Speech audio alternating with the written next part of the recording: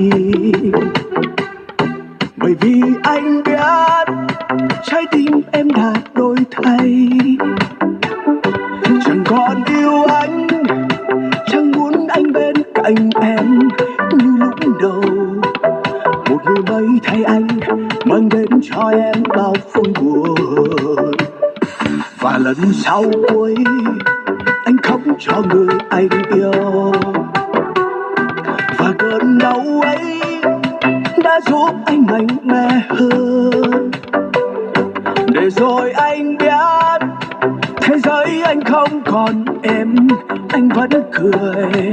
Phải tập sống không em, anh bước đi trên đường mai sau. Rồi anh sẽ nhớ em lắm, em có biết không hỡi người. Nằm ôm ký ức quá khứ, anh khóc trong chiều mưa dài. Thật lòng anh nhớ rất nhớ, anh mắt đôi môi thuở nào.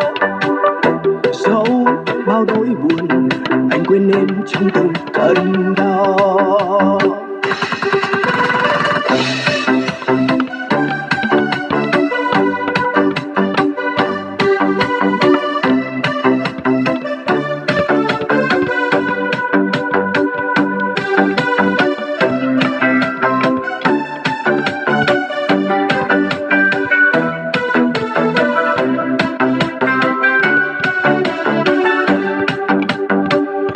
Và lần sau cuối anh khóc cho người anh yêu, và cơn đau ấy đã giúp anh mạnh mẽ hơn.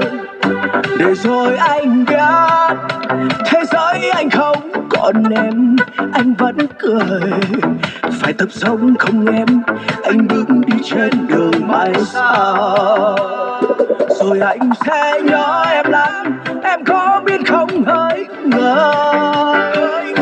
Nằm ôm ký ức quá khứ, anh khóc trong chiều mưa dài. Thật lòng anh nhớ rất nhớ, anh mắt đôi môi thuở nào. Dẫu bao nỗi buồn, anh quên em trong từng cơn đau. Rồi anh sẽ nhớ em lắm, em có biết không hỡi người. Nằm ôm ký ức quá khứ, anh khóc trong chiều mưa dài. Thật lòng anh nhớ rất nhớ, anh bắt đôi môi thuở nào. Dẫu bao nỗi buồn, anh quên em trong từng cơn đau.